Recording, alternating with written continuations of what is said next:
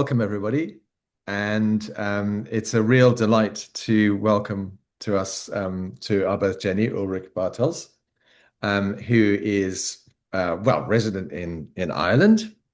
And I've wanted to get this perspective of an obstetrician for a long time because it's actually quite difficult to get to talk to some obstetricians. I was just saying to Ulrich, I used to work with one in Poundbury, and we used to hang out a little bit, but he was always so busy that we never really had time to get into the nitty-gritty of what he did and what he felt about what he did. So this is our opportunity.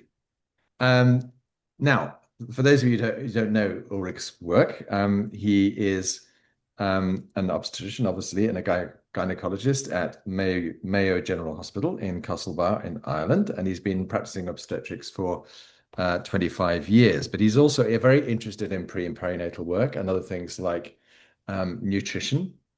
And he was just talking about his work with compassionate inquiry, which I think we'll probably touch on as well during this conversation.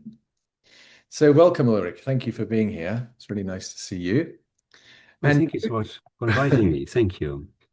could we just start by asking you a little bit about what drew you into obstetrics? I can see behind you there's a picture of a student dressed in in his garbs there. I guess that's you probably in those days. But what drew you into this work? Because it's very specialized.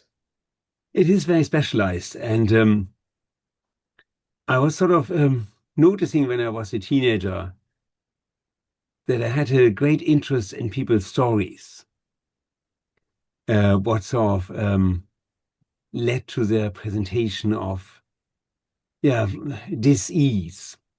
Hmm. And that didn't always go well, but often enough I had a sort of a sense that is happening to this person. That's why they're like that. But I didn't have any tools to sort of do something with it. Right. Hmm. Another streak in me, which was quite interested in art and things like that. And but I also sort of felt that I wanted to bring out a message.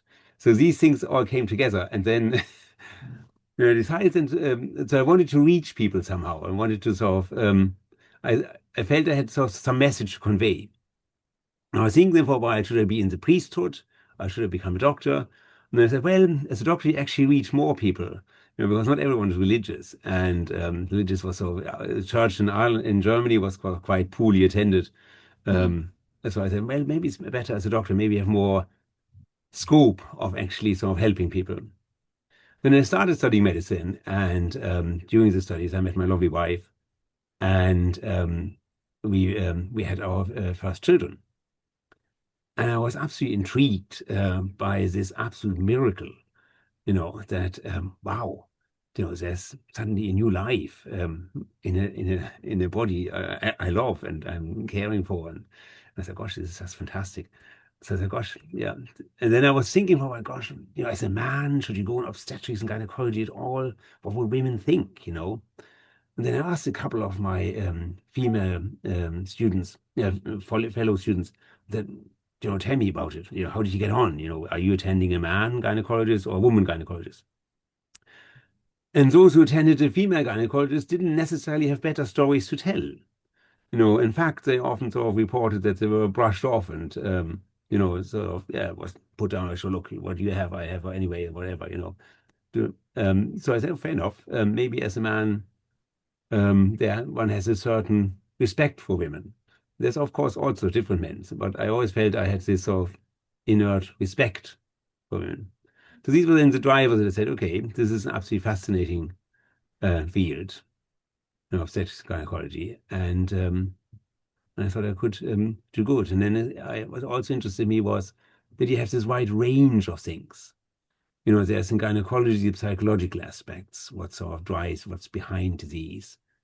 There's sort of the medical aspect, and then there's the surgical aspect where you do surgery. And then, of course, there's a very manual, which you can do in obstetrics, whether you're turning babies or all sorts of things. Very with simple maneuvers, you can bring something, which could have been quite challenge to some very good outcome. So all this sort of intrigued me at the start. Hmm.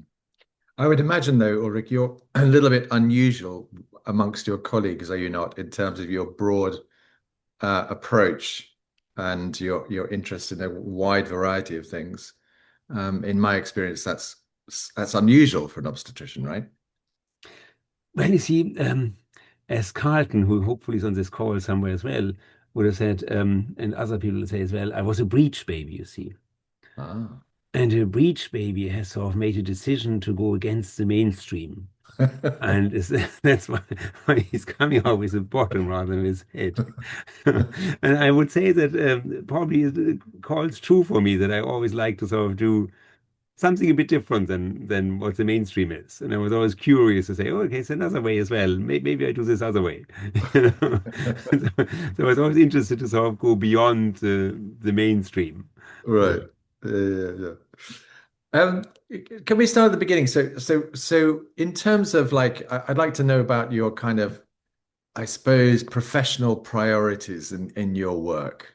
Like, so we can get some perspective on what an obstetrician's priorities are in terms of looking after mum and baby.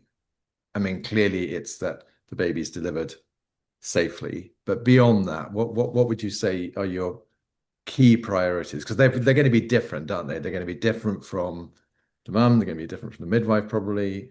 Um, and you're very right, John. Thank you for asking that question. The thing is that there is probably a duality of ways one could answer this question or one can look at this question, right? yeah. There's number one, what is expected by the system. Yes. And there's number two, what I really want to give. Hmm.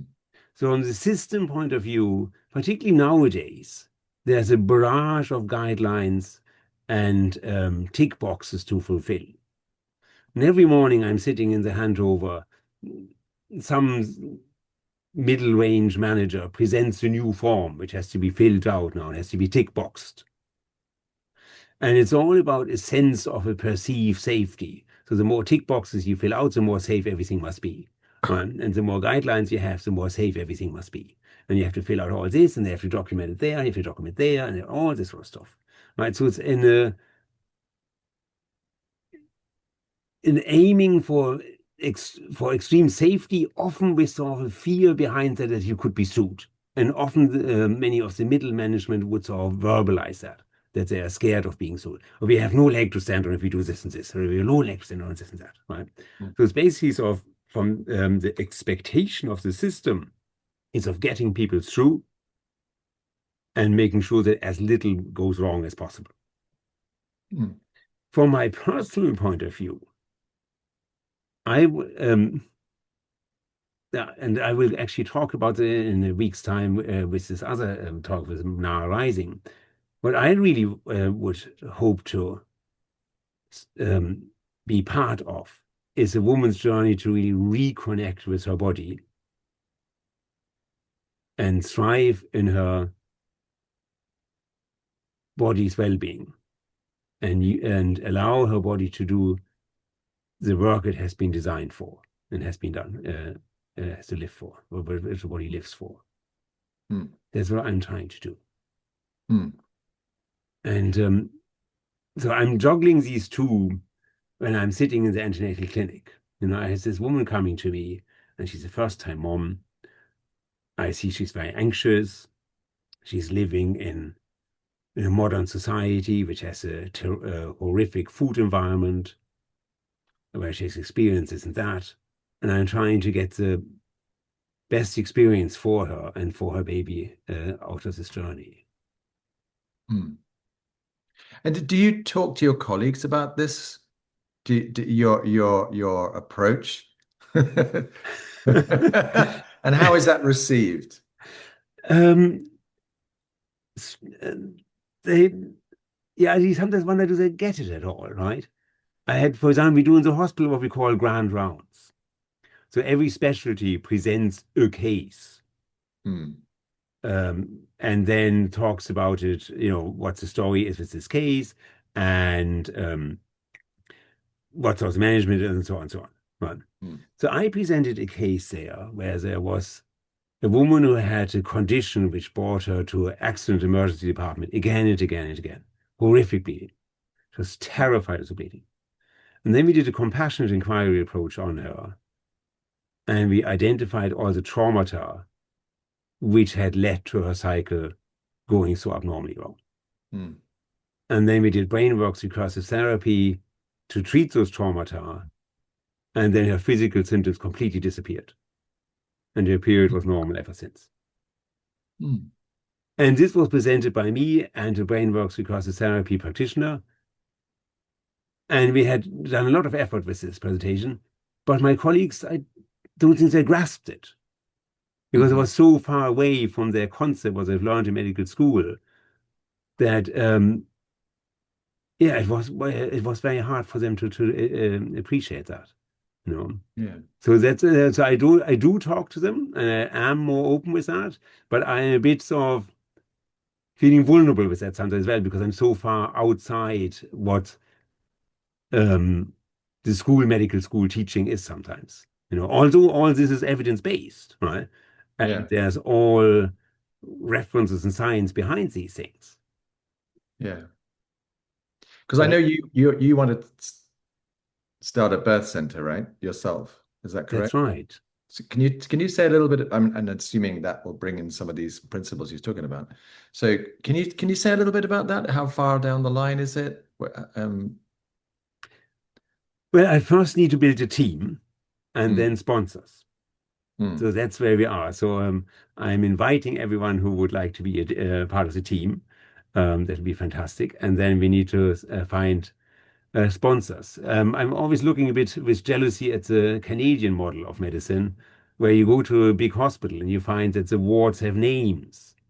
So that means although it's free at the point of entry for the client, the hospital itself are billed actually by generous donations. huh, So that's what I would hope for this birthing center, to find generous donors who would finance it and build it. So I haven't found those donors yet, but I will have to manifest them and hopefully find them due to sort of talks like this as well. That word will spread and will come. So what I would ideally have in such a birthing center would be to start the journey before the pregnancy, mm, because that is the most important.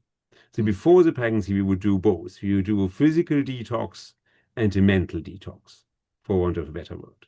mm. And the physical detox would, for example, look at sort of heavy metals, would look at MCFAs and at BCBs and all this sort of stuff to get out of the Yeah. body.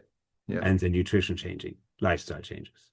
Yeah. And the mental health detox would look at past traumas, compassionate inquiry, and clear those. Yeah. And then if women have or couples have missed, and that would be for both spouses, because for the Good. partner is as important, Yeah. right?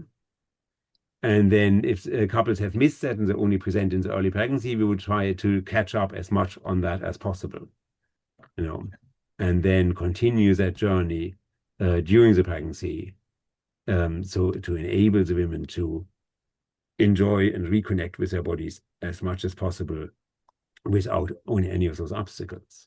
Yeah. That would be the ideal journey, to put it in a short nutshell. Yeah. Sounds like you need to talk to Robin Lim. We're interviewing her tomorrow. She started these birth centers in Bali and the Philippines and all over the place. So Yes, very successful. So it sounds very brilliant. similar to what her vision as well. Prenatally as well, and pre-pregnancy as well. Yeah. So Yes, brilliant. yeah. Sarah, have you got any questions you want to ask? Yes, Wait. certainly. I mean, just to finish off, well, not finish off, but to continue on that theme around the birth center, it does seem at some level quite impossible, doesn't it, to create something from scratch. And I know that wherever you go in the world, there's lots of red tape. But Hmm. um, the one thing about Ireland is it has shown itself to be a place where some fairly incredible things have happened in recent past. There's been a number of breakthroughs, so I guess that's a positive angle. I mean, is there anything else you want to say specifically about the birth center, or what you need around that, or is there a premises, or is there any further kind of physical aspects that are actually have landed yet. No, there's no physical aspects yet. So there is sort of different models how it could start. It really depends on the sponsorship one gets, right? So if I get little to no sponsorship, I might just extend my praxis and do things from there. Might have a small private practice, and one could sort of gently extend that, And if there is very generous sponsorship, then that depends on the sponsorship. There would be a new building, and ideally that would be on a large stretch of land where you could even then do farming and grow vegetables and gardening and stuff like that. Have outdoor space.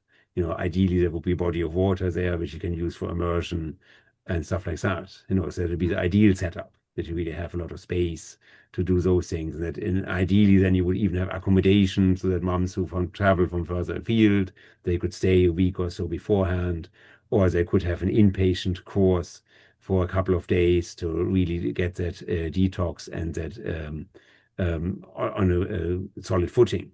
So that would be the ideal dream scenario, that you Right. have fixed team there of all these different birth keepers and workers who are experiencing trauma and nutrition support and so on, that they can support people in a very concerted journey. That would be the ideal dream. Yeah. And So I just wondered, and I know obviously we're not just speaking about Ireland, but obviously we're speaking about, for all the listeners that come in from all the parts of the world.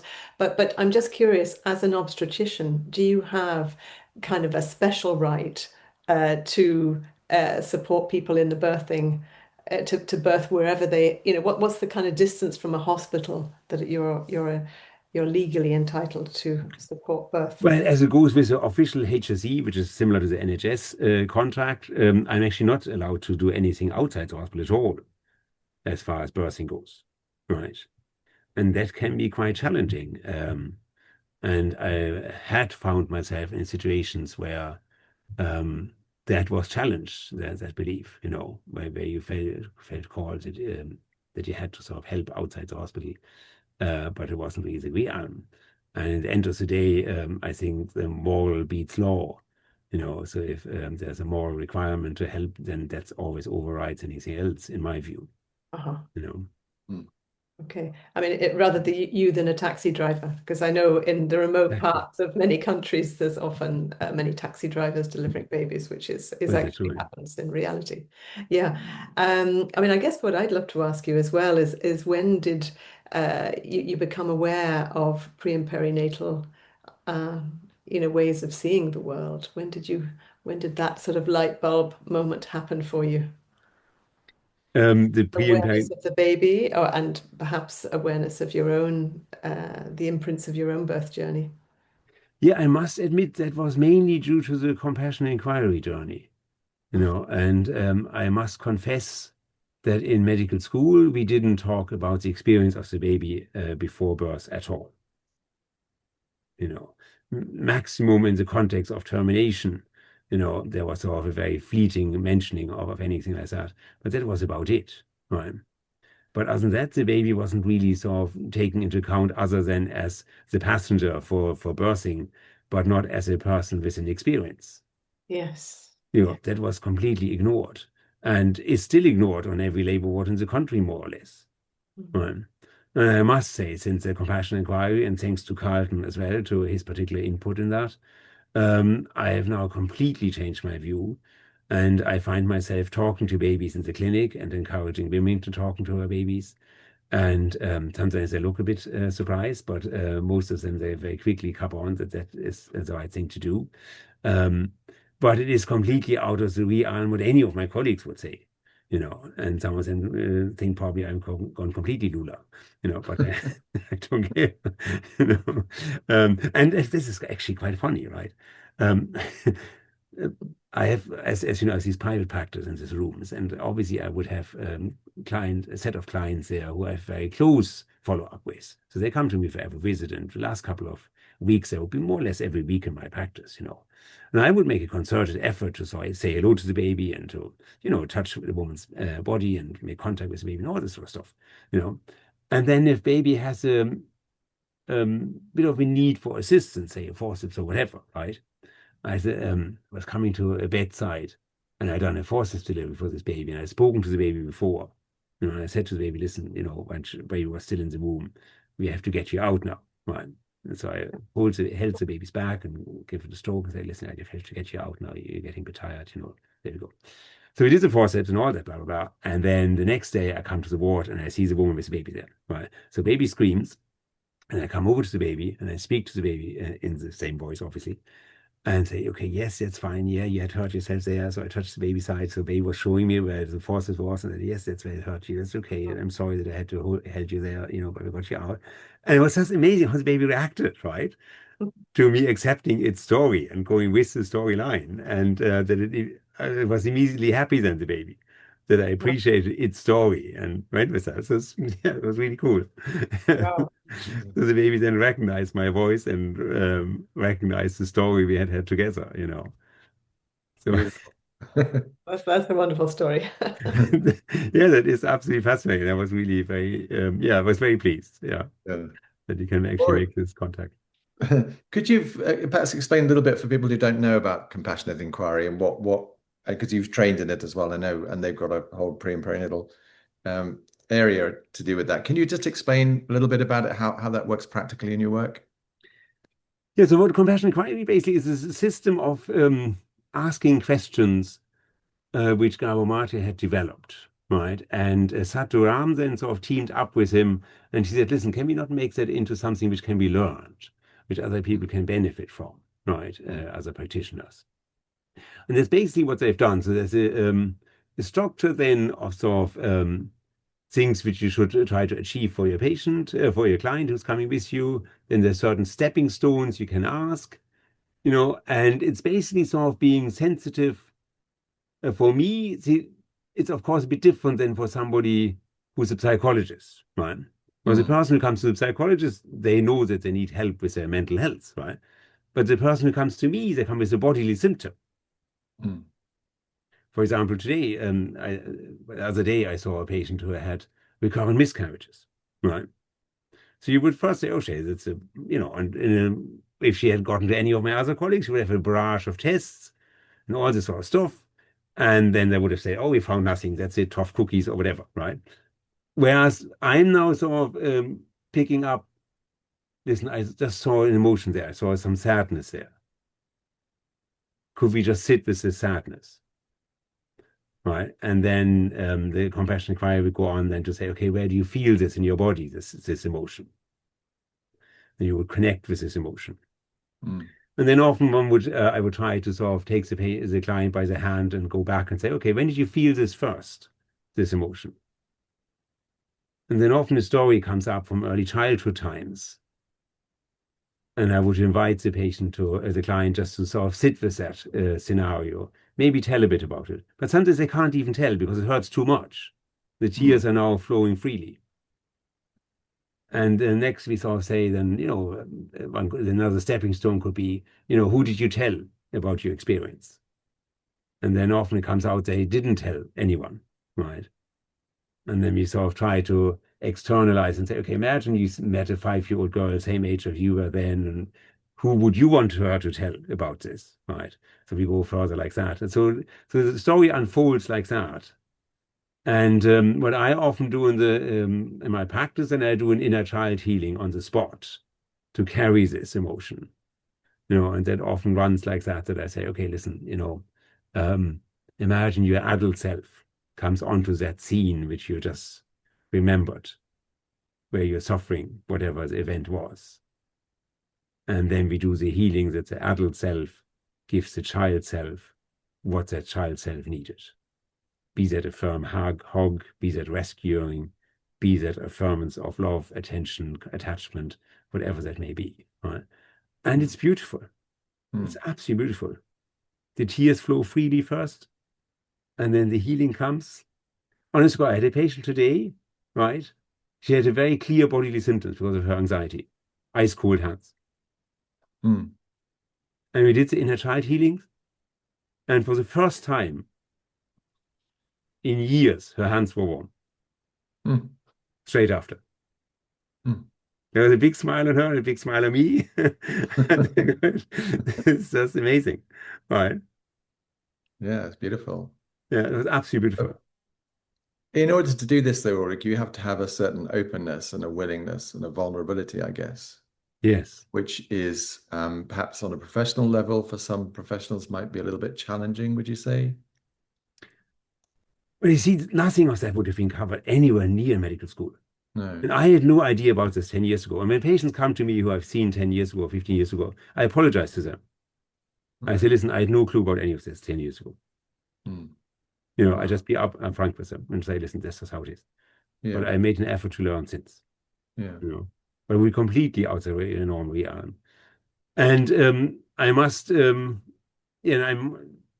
not shy to admit that it all started with my own issues, which were getting stronger. Hmm. You know, I had sort of experienced a very nasty medical council inquiry. And the medical council, I don't know if people understand what that means. If a patient writes a complaint to the medical council, this is a process which is much worse than if you're sued. Oh, If really? you're sued, you have your insurance and that looks after stuff. Yeah. But if you're to the medical council, it goes to the jugular because your license is at the stake. Yeah. So your whole self-belief of yourself is in question. Yeah. And this process drags on for years. So that had completely derailed me. And I was very suspicious then about every patient after that. And my own issues came up to the forefront. And then I knew, right, I have to do something. And I did my own sort of journey first. Mm. And that was very, very helpful and very, very necessary, very necessary. Yeah. And I said, okay, if that's true for me, it's true for much more true for the people who come to me. Right? Yeah. And that started all this beautiful journey. So in the end of the day, I'm grateful for everything which happened. Everything had to happen, and I would have never had these beautiful experiences like today, where we had these amazing healings, But Yeah. it was a tough journey. It was a tough journey, and my Yeah. kids had suffered very badly during that Sure. time, because I had Sure. suffered so badly. Yeah, of course. And what you have to imagine is 1.5 years, nearly 2 years is dragged out. There were all these Right. letters coming, and I was with my own legal team, and they lost faith in me, and then there was this court process. It's like in one of these bad movies. There was this massive court hall with three judges, and their judge was their lawyer was just going on and on and on. And eventually I just had enough. I got up and said, listen, guys, do you honestly think I get up in the morning and decide to withhold a report? Because that's what the story was about. Withhold a report from a patient for just liking to withhold the report. Is that what you think? And then there was a smile on the judges, and the thing was won. No, but it just got absurd. But it was 2 years of my life absolutely challenged. But as I say, at the end of the day, it was probably a good thing because it brought me to sort of do a self-inquiry, Yeah. which then had led me to allow this inquiry, to be able to do inquiry for other people. Yeah. Brilliant. Yeah. Okay. I was wondering because a lot of us therapists, actually not me, but a lot of other Hmm. therapists that I teach, are very reluctant to approach, even doctors or consultants, and which I think is very sad. Hmm. And I was talking to a cardiologist recently about this very issue. Yes. And he said to me, well, if you're talking to a cardiologist or another consultant, they will look at you and they will think, like they look at me and they will think, well, if he was really serious, he would have trained as a cardiologist. I'm not. So Hmm. that wasn't a very nice conversation, if I'm honest. No. But what I'm interested in is how we can create more dialogue between people like you. I mean, obviously you're very open, but a lot of them are not. How can we create more dialogue? What kind of approach is best? Because I used to work with an obstetrician. I used to work with an in a fertility clinic, and so we used to meet up with some of the people who did the IVF and the ICSI. But to really talk about some of these things with those people was incredibly difficult. Opening up Yes. a conversation about the effects of things like IVF and ICSI. You know, so how I suppose the question is how do you create this kind of how can we create a relationship like this that is constructive, perhaps? Yes. Yeah, I wish I had a clever answer for that. And I accept it is quite challenging. And I found it challenging myself and still do find it challenging. I just Mm, still do find it challenging. And I find it challenging as well then if something doesn't go quite right, if there's misunderstandings and stuff like that. No, but I think the best thing one can do is really to educate each other and not be shy as a psychologist to go into the hospital setting, like grand rounds, for example, and stuff like that, and present cases and to sort of directly sort of alert them. I mean, for example, I have a colleague who's an orthopedic surgeon, right? And orthopedic surgeons, there would be these jokes about they would be quite sort of outspoken, and there would mm, be sort of no frills, and that's just how it is, and blah blah blah, right? But even with him, I had these discussions and sowed the seed, and then he actually came up with his own cases where he sees a lot of trauma coming to the forefront. For example, mm, he sees all these young men who just hit against the wall because they're so angry. mm, They come back in again with broken hands, right? So if one just talks to them with compassion and sort of makes them interested, curious, I think every specialist will, any doctor will see that there is more connection. mm, But one has to sow those seeds gently. And as I say, it can be done in education sessions. And the question then always is how to build that in. And I remember as well when I was in my early training or the early years, in many conferences they would have psychologists at the last session, and then everyone would already run out and pack their bag and all this sort of stuff. yeah, And that was very, very sad, right? That the aspect wasn't sort of given its due importance, you yeah, know. yeah.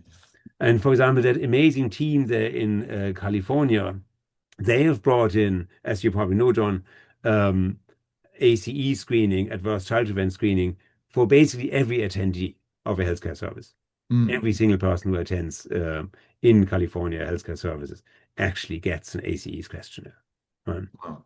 Because the Surgeon General for California was very outspoken about that. She has Mm, actually a very famous TED talk. I've forgotten her name, but it's a very powerful TED talk. So she goes on to about the research on adverse childhood events, and she makes it quite. Burke Harris, thank you, Nadine Burke Harris, thank you so much, Maya, thank you, Nadine Burke Harris, that's her. Yes, mm, so she's very outspoken about that. It's an amazing TED talk by her, and rightly so. She sort of cites the research which lays out that maybe up to 80% of non-infectious diseases are sort of due to ACEs, right? mm, mm, mm, And I would be very much of the opinion that she's right, yeah, what I see. But the frustration is that up to now, I didn't have the tools mm. to do anything about that. I didn't have the tools. No. Thank you so much, Hannah, for sharing that there. That's great. Yeah, Thanks a lot. Marianne's also saying that, which I think is very true, the defensiveness is a sign of trauma, which deserves Yes, a thorough inquiry. I think it's very true, because otherwise the pain will bleed on to those who did not cause it, especially in the perinatal field. And I guess that also, I think all politicians should go through the same process as well, don't you? well, that's for sure. That's for sure. Yeah, Yeah. yeah. Yeah, I read a very interesting a post on LinkedIn today by a colleague, and she was talking about the arrogant colleague, Hmm. right? And she eventually then said, "Okay, I take this colleague by the side and see what the story is with him, right?" And she was just sitting him down for a cup of tea and say, "Listen, how are you fitting in? What's going on for you? You know?"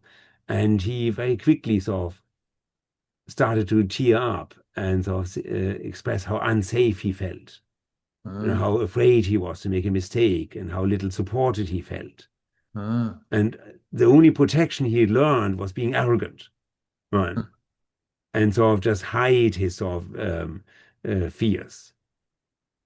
Yeah, amazing. So yes, you're very right. Many of us doctors, they have a certain read why we go into medicine in the first place. And there's certain needs we may fulfill with being in that role. And there are certain vulnerabilities we have why we may choose that. Hmm. And ideally, we all need to go to this birth center first and have our own sort of traumas analyzed so that we can really fully, um, yeah, be open to and fully listen to our patient, because I noticed when I was doing my journey that in the past I was often the defensive or I was sort of triggered, and now since I've done my work, I can sort of sit with myself and say, okay, that's fine. You're acting, having this emotion because of this and this, whatever, right? And that's okay. Yeah. And I can focus fully on the client Yeah. rather than being occupied with my own emotion. Yeah. But that just shows how important it is to have done your own work. And we've always had it for psychiatrists that they have to do their own sessions, right? Yeah. Yeah. But Yeah. we never had it for any of the other specialties. Yeah. But it's as important, Yeah. if not even more. Yeah. Ailing is saying we should be thinking about why medical doctors, medicine schools is not teaching these doctors and training about health in a holistic sense. Training very clearly needs updates. I mean, in the same with nutrition, isn't it, as well? Well, one could be very defeatistic and sort of go back to old Rockefeller, who sort of discovered had these massive oil fields bought, and then sort of started basically pharmaceutical companies from those, and then started giving money to medical schools.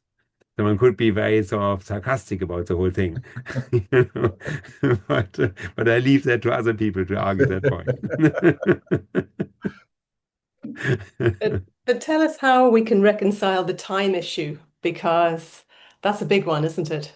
You The know, time issue. when we hear about these wonderful offerings in the ideal birthing, centers that we'd all love to have, like how do we work with time, like the quality of presence and time that you offer to your clients is Yeah, that is a big issue. That is a big issue. And being German, I was always sort of obsessed with sort of time. And being a young trainee or whatever, being a doctor, we were praised for being a fast consulter, right? That you would see many people in a short time, right? There was sort of a mark of sort of an honor badge, so to speak, an honor badge, right? And if you were spending too much time, you were wasting the clinic, slowing down the clinic, and all this sort of stuff, right? And the thing is, you see, I was often looking with envy as a younger doctor at midwives clinics, where the midwives have an hour and a half for a client, and in a busy hospital in the Coombe Women's Hospital in Dublin, you would have 55, 60 patients, antenatal patients in a clinic, right? And you maybe two or three doctors to have to see them. So you can imagine that, that time is at a very premium, you know. And that's sort of much of the upbringing we have gone through. Now I must say, in my own clinic now, where I'm the consultant now, I gauge it and see what stories. And I see all the first visits. So I'm investing time with them. And then there are certain people who want to see me for whatever reason that may be, and often these are the most anxious ones. So I take time with them and just carve out this time. And I've lost that anxiety about the time because of my own healing. So I'm no longer triggered by that somebody's waiting or the midwife is knocking on the door and say, listen, we have to hurry up. I said, that's fine. I just am with this patient now. And in my other clinics as well, I do the same thing. And funny enough, it always works out. And I do, of course, enjoy my private practice, particularly because I just can give myself as much time as I need. In my private practice, the first patient gets an hour and a half. Right? And I just have that time for them, and we can do everything we need to do. But I say in the hospital, we have to sort of negotiate. We negotiate around, And sometimes you can get, you don't need that much time, and that's fine. There's a little procedure to be done. But in others, you see there, yeah. Oh, tremendous. There's a question from Ailing there. I don't know about asking about your private practice. How does that work? Yeah, if you are on a B contract, as it's called in the HSE, you are entitled to do private practice. So how it works for me is that I have sort of private practice with my own midwife and own receptionist, and people can see me there directly for a fee, right? And if they're insured and they need an operation, then the insurance is covering for that. And if they're antenatal, if they're pregnancy, then there's a pregnancy package. So they have all visits with me. Then I come in for the delivery. And I have my midwife as well, who's working with the clients, and they get breastfeeding support from my midwife and so on. And we do all the supports and within the practice setting, all the psychological support, all nutrition support, lifestyle support, all this is happening there. So it is quite beautiful because I can then be much more involved in my clients who come through the private practice because I see them every visit personally. And more than very likely, I'm actually present at their delivery, which is then really beautiful, to conclude that journey. And it's a great comfort to the clients coming to me, and they often say, "Oh, I need you there," and they just get a sense of safety. And that was an important point I want to bring across. I think that's really the most important thing of what I can do, to give whoever comes to me some sense of safety, be that a patient comes for gynecology or be that a patient comes for obstetrics. What they really need is to feel safe first, And many clients say it to me after a little while, after they found trust and they're feeling safe. Listen, I was so nervous when I came in. I was so scared, And that's actually the biggest gift I can give them, that they just feel safer to open up and to have a conversation, whatever conversation they need to have, Yeah. But that seems, Yeah. Well, Ulrich, can you talk a little bit about your relationship with midwives? How you work with midwives in your practice, and how you see them and their role? yes, midwives are absolutely amazing, and I really love working with them. But I've seen also different traditions and cultures. And I was an obstetrician there in England for a while in Frimley Park, and I was a lead obstetrician for labor ward. Hmm. And what happened is there was a bit of a division, that both midwives and patients alike believed the doctor wanted to just do something to them for whatever ulterior motives, which led them to sort of sometimes scenarios where the patient was protected from seeing the obstetrician. Ah. And then when things had gone badly wrong, when the baby died, then I was called to talk to the mother. Hmm. Okay. And that was very disheartening and just showed me how catastrophic this is if the dialogue fails between the two professions. Hmm. And I tried to sort of get them on board. And I very quickly made actually quite personal friends with some of the midwives there. But they were then ostracized by their colleagues. They were Hmm. then rejecting them because they were making friends with me. Hmm.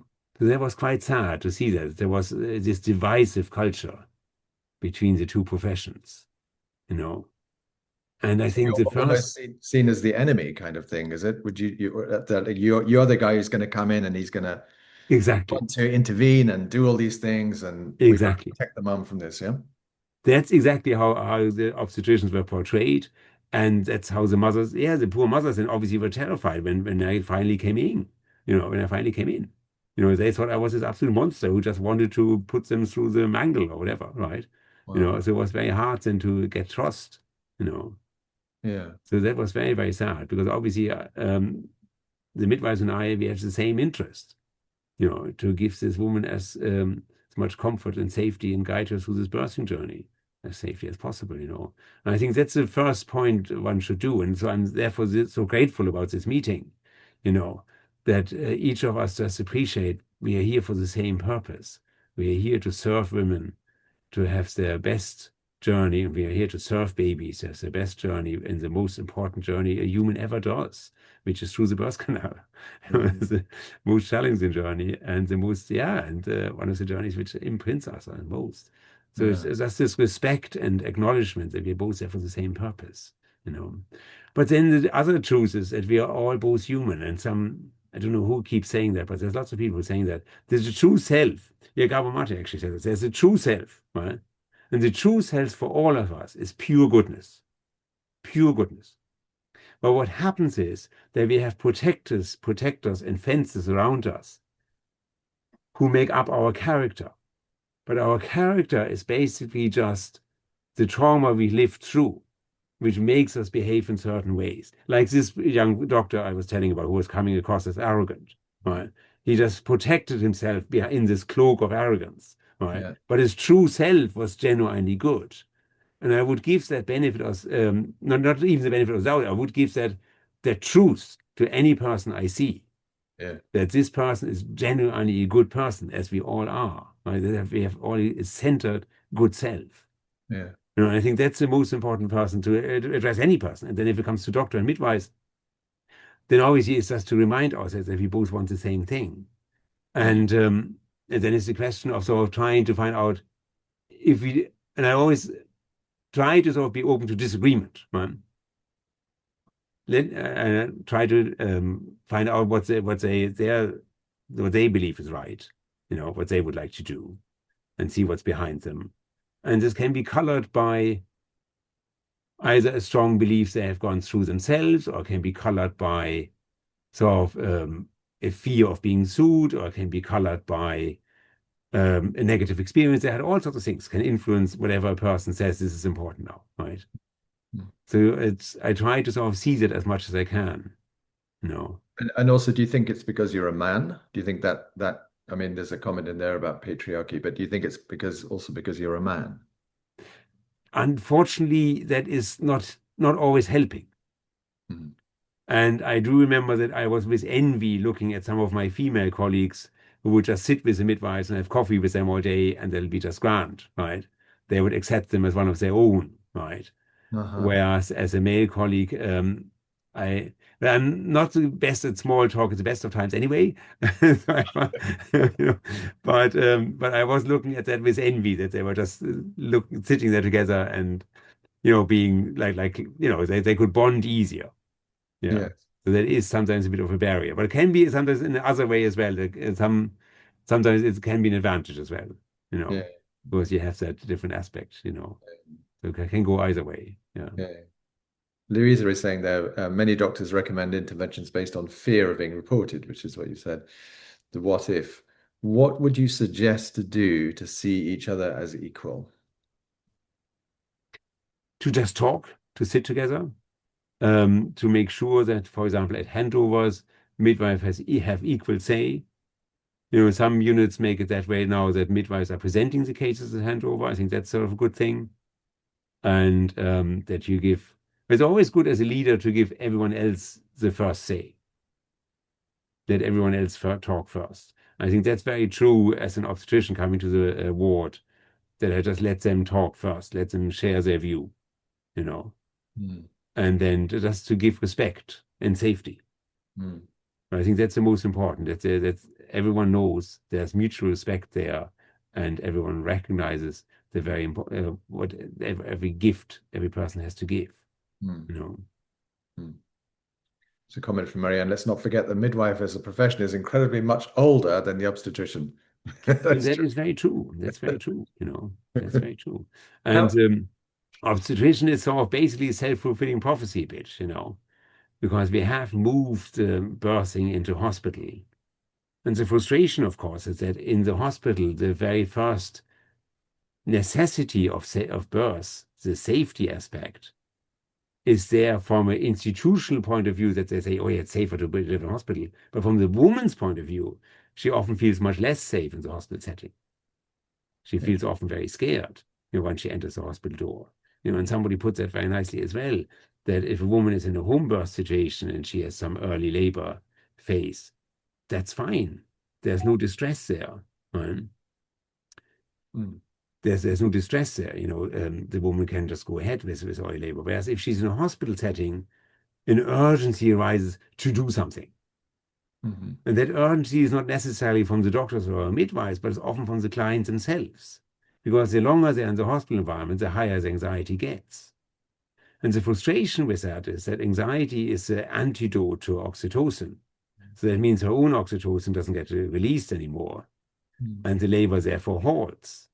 In Mm. fact, vasopressin may be even released, which is an anti-player of oxytocin, as you all know, and may then lead to vasocompression and may lead to fetal distress, and there we have it, with suddenly a complication. Mm. And all we would have needed at the start would have been to make this woman feel safe cared for, and then she would have had her own thing. And here in Ireland, I find it. See, in Germany, we would be a bit more touchy-feely as a couple, right? So if if you go to the German sort of pedestrian area in a city, a cityscape, you would see people walking hand in hand or arm over the shoulder, whatever, right? Whereas Irish couples would be not that tactile. Mm. And when the Irish couple comes to the labor ward, the husband would sit in the chair and the woman would be there doing whatever she's doing, right? There would be no contact, no physical contact, right? But we do know that physical contact is one of the main benefits, main issues of getting oxytocin released. Yeah. So I have to sometimes actually do that in my rooms, particularly as I get the husband to stand up, gets the woman to stand up, and ask them to hug. Right? And say, listen, you do this hugging when you feel anxious, right? And they still don't do it in labor because they're still afraid, right? Mm. So I wish I would have find a good recipe to sort of actually get them to be more tactile, to use their own oxytocin, Yeah. We've talked about midwives, Ulrich. What about doulas? How do you work with doulas? How do you see doulas' role in this? Doulas can be a fantastic team player in this because they can provide the safety. I had a beautiful delivery recently, a vaginal breech birth actually, and there was a doula present. And the doula was a source of continuity because the client knew that doula for quite a while. They had worked together for a while. The doula was very kind because they've actually traveled from a different town to come down to us. And so it was beautiful to have her present, to give that safe pole, because obviously I would have loved to sit with the patient, with the client myself the whole time, but obviously I have other things to do and I have to attend clinics and this and that. So I can't physically sit there all the time. So it was very comforting for me to know that there was a person sitting with this woman to give her that safety on a continuous basis. And I could definitely see that it was an advantage. So I'm very encouraging for people to bring their own doula. The only frustration is that many labor wards only allow one accompanying person in the room, Oh, okay. which could be still used advantages, because then you could sometimes say, give the husband a break, let him sort of go to the toilet, let him eat something, and during that time the doula is there, and then they can swap out again. So that can sometimes work in advantage too. Yeah. Sarah, have you got any other questions you want to ask Ulrich? I've just been checking on the list. There's a number of obviously insightful comments about the importance of using language from Marianne. Thank you very much. Whether you specifically want to say something, Marianne, but around that, but the importance of language Yeah, in the yeah, birth field. sure, Sarah. Yeah. I still often hear that people say, I was doing the delivery, or I was doing the birth, or taxi drivers doing the delivery, as was mentioned. But there's no one other than mothers who do deliveries. They birth their babies. No one else does that. So when we want to encourage autonomy in women, not sure everyone wants that, but I would be in favor of it. We should be so careful about how we word these things. You can say, I assist the birth, or I'm supporting the birth, or things like that, but you're not doing the birth. And with regard to the safety you mentioned, Ulrich, I think that we cannot give people safety. What we can do is work on our own sense of safety, working on our own trauma, as you very well know, because we both are in CI. If we do that and we have trust in ourselves and we feel safe within ourselves, then that is what we will exude. That is what will come across from our personality, from what we carry with us. And that will elicit the sense of safety in the person we will support. But you cannot actively pour in safety into someone who's feeling unsafe.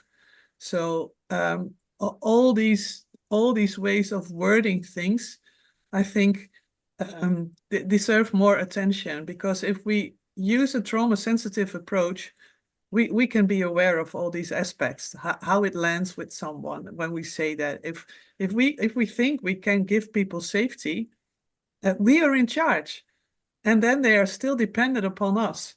And what we want, especially in compassionate inquiry, is people to be able to depend on themselves. Because if they walk out of this room and we have given them safety, but they cannot give themselves safety, they will still feel unsafe, and the baby will notice that as well. So I think there's a lot to say about the language we use, but once we do our own work, we will automatically be more sensitive about how we word things, because then we know we cannot give someone else safety. Thank you. Yeah, no, thank you so much for that, Marianne. That is of course very true. That we shouldn't be the client shouldn't become dependent on us for safety and things like that. But we could provide as much a framework for them to enable them to feel safe. And as you very correctly say, that often anxiety is contagious. Oh, yes. Yeah. And that's where you're very right, Marianne. We have to have done our own work, that we don't exude anxiousness and stuff like that. Because oxytocin is also contagious. So if That's that right. is what we carry within ourselves, Yes. and if we're not driven by fear, but driven by trust and confidence in a Exactly. woman's body and a baby, then that is what we will bring across. Exactly. Yeah, no, you're very right. Yeah. You're very right. Yeah, thank you. Thank you. And Ulrich, I'm wondering, oh, sorry. I was just going to ask, we don't have so much time, but if you could briefly tell us about the whole process of offering breech births. That is something I think that everyone would love to hear again, about how it's possible for you to work with a mum who wishes to deliver vaginally breech. Yeah, and obviously I'm a bit biased because I was vaginal breech birth myself. And so was actually my grandson, my first grandson. He was actually vaginal breech birth too. So I'm a bit positively biased towards it. And I obviously had therefore a very strong interest in it and had sort of read the research extensively, and got all these papers and looked into very fine nitty-gritty detail of those clients. And so I was quite reassured that if you actually examine the papers very carefully, that as long as you have made sure this baby has not a serious abnormality or is sort of outside a normal sort of size, and the same is true for the mother, that she's not outside a normal sort of size and her pelvis is sort of somewhat reasonable. And if a woman then wishes for a vaginal breech birth, then certainly I would be very much supportive of that. You know, very much so. Obviously, it's very important to have a very frank and open discussion about it. And the discussion has to involve the training. But with a vaginal breech birth, it is more important that the person who is with the woman has the skills to support, with very minimal maneuvers, if necessary at all, that this goes very well. And if you do the right thing from the start up, that the woman is on all fours and all this sort of stuff, then you mightn't have to do anything at all, right? But the important thing is that you have that set up right from the start, that all this is working well, and that you have a team around you who works with that, right? So I often have to, unfortunately, warn the women and say, listen, if you come in on a night, I'm not on call and I'm not available, the team may well not be familiar with the vaginal breech birth, and you may just have to go with the science section because the team won't feel safe. And you have to be very frank with that, right? But I do sort of try within reason to sort of offer then, okay, if you call me and even if I'm not on call, if I can come in, I will, but I can't promise that, right? But if I can, I will, right? So that sort of is basically the promise nowadays, because many of my colleagues would either have been de-skilled at this stage because they haven't done a vaginal breech birth for so long, or they're afraid of it because of the studies, or the way they interpret them, or they're afraid of it, of their colleagues, or being sued, or whatever they're afraid of, right? But there may be a range of things they're afraid of.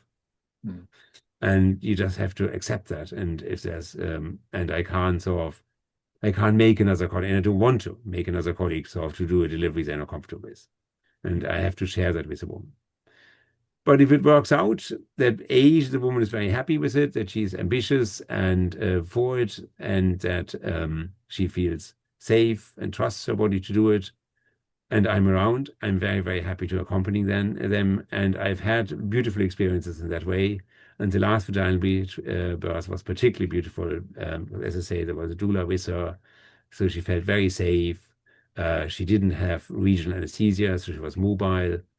And so she could be on all fours, and we could have a more or less natural breech birth. It's very little touch. It's very little touch. Just guiding the baby very little here and there to make sure it's in the right, it does the right twists and turns, you know.